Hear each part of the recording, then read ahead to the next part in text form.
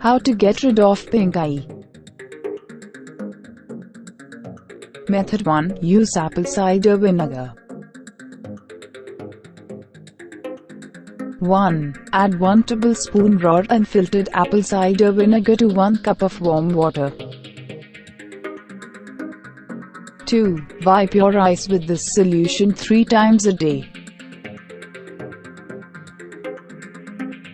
Method 2. Use an herbal tea poultice.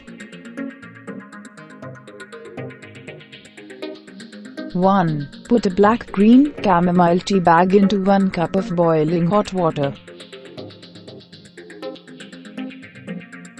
2. Remove the tea bag after letting it steep for about 3 minutes.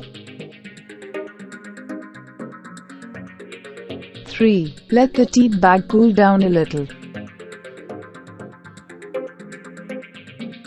4. Place it over the affected eye for 15 minutes, 3 to 4 times a day. Method 3. Use sea salt. 1. Put 1 tablespoon sea salt. 2. Pour 1 cup of freshly boiled water.